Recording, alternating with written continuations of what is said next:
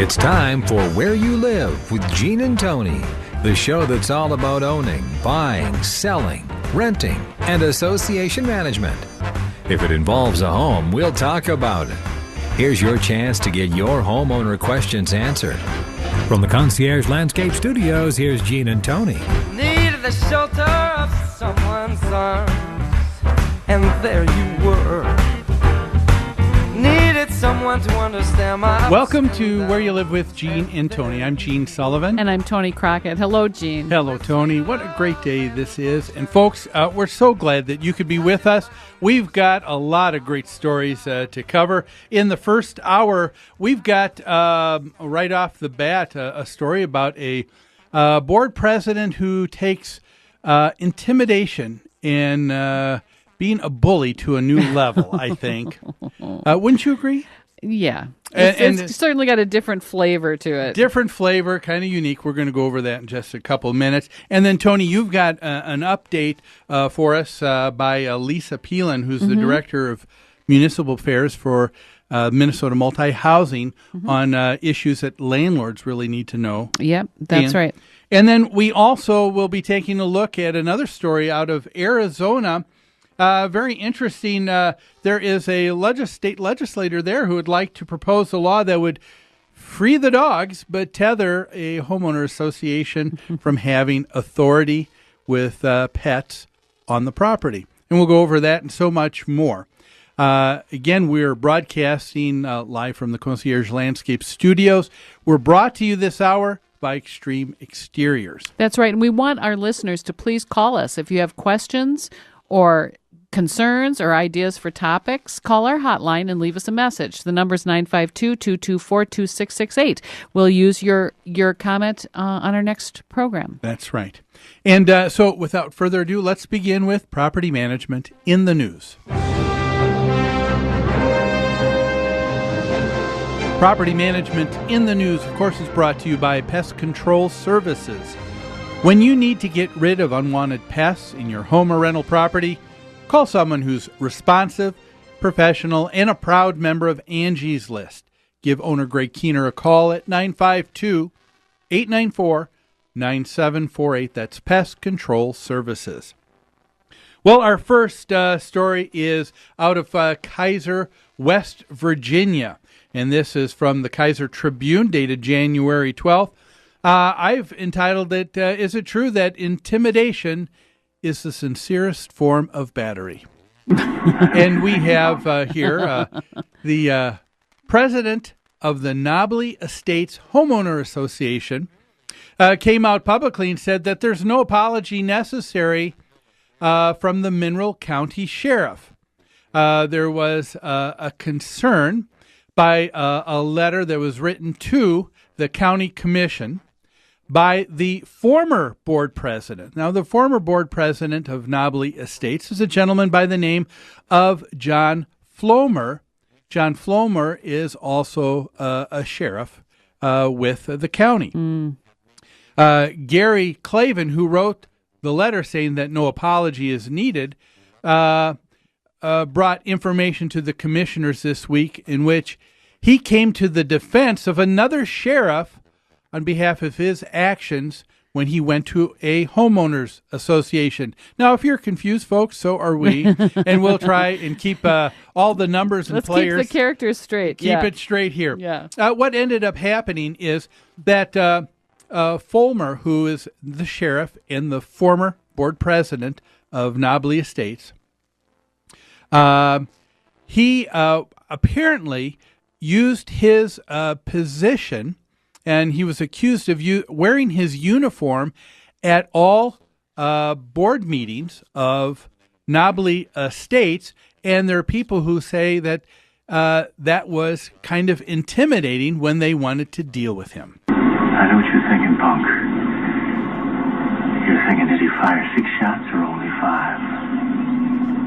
Now, to tell you the truth, I forgot myself in all this excitement. But being this is a 44 Magnum, the most powerful handgun in the world, and will blow your head clean off, you could ask yourself the question, do I feel lucky?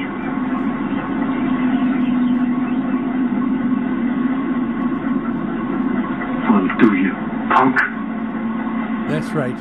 That would be a little bit intimidating, wouldn't you? If Well, you had it you had a would. uniform. Yes, but let's be clear. We don't know that he was armed. No, that part. You're right. Wait, this is a little bit of superlatives we're using here. Yeah. What, you think we're taking a license here? Oh, a little bit. Okay. A little bit. But anyway, the fact is, people were feeling intimidated That's because right. he would come purposely to the meeting, wearing his uniform. wearing his uniform, giving the air that he had additional authority, perhaps, Sure. than just being the board president. And someone complained to the sheriff's department about that. Some homeowners. Right? Yes, and so what they did is they ended up talking to another sheriff who was a colleague, a co-worker of Flomer, and that was a Sheriff Fraley, and they asked him to come to a meeting just to observe. And they asked the question, is this okay? Are we making too much out of it? Or is this all right? Well, also they were expecting maybe a volatile situation at this meeting.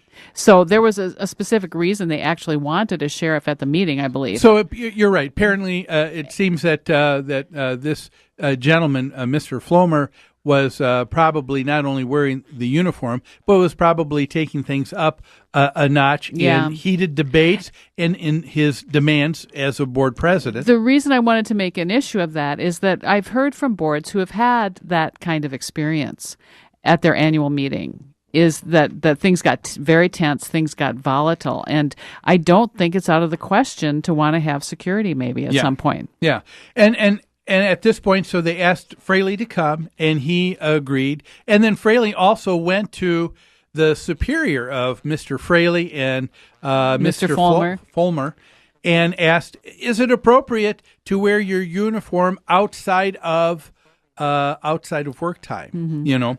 And so apparently Fulmer became very upset.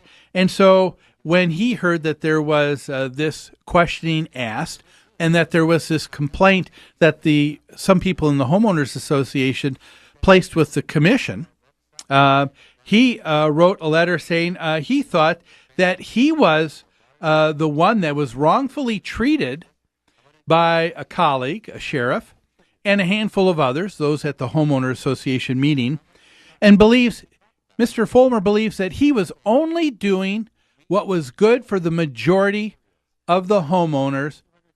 And he thought that they were the ones that were badgering him. What do you think of this, Tony? Well, we hear lots of stories, it seems, from all over the country about a board member or board members who kind of are intimidating without a uniform. Oh, yeah. They take over the meeting. They take over whatever the group is. They're forceful, they're opinionated, they're outspoken, and those are all traits that can be used for the common good, or they can be used to intimidate and cow other people into your way and into getting your way. And it sounds like Mr. Fulmer was on that side of the equation. He wanted his way, and he used every tactic he could think of to get his way. It seemed like a little bit of a stretch to me to think that what he was doing was for the common good of the majority of the individuals, because we have no indication here whatsoever that there was a small group or minority of homeowners who were badgering board members, who were being, I guess, undisciplined and inconsiderate with board meetings or board decisions. Sure. It sounds like Mr. Fulmer here was clearly trying to use his position and his uniform to try to garner a little bit more authority to not have anybody go against him. Yeah. And in fact, the current president, Gary Clavin, I think it's pronounced, he said he thinks it's evident that this gentleman, Mr. Fulmer, was not speaking for the Homeowners Association because he got voted out of office. That's a very cogent point. It was there was an annual meeting just prior to all of this, and that was where the homeowners stepped up and they said, you know what, no, we don't want you on the board anymore. We'd like to try someone else. Right. Board President Clavin even went to the extent, as the story indicated in the beginning, of writing a letter to the county commissioners, kind of contradicting and offering the other perspective, the other side, to Mr. Fulmer's complaint. And I thought that was really conscientious and nice of him, because he wanted to step up in defense of the sheriff who helped them out and who came to their board meeting and helped kind of keep the peace. Yeah, I think so too. Yeah. We need to take a quick break, but Tony, when we come back, let's talk a little bit more about people that are on the board and the kind of authority and responsibility a board member has. We want to talk about that in light of this story of a board president being very intimidating. But let's take a break for these messages, and we will be back with Where You Live with Gene and Tony right after this.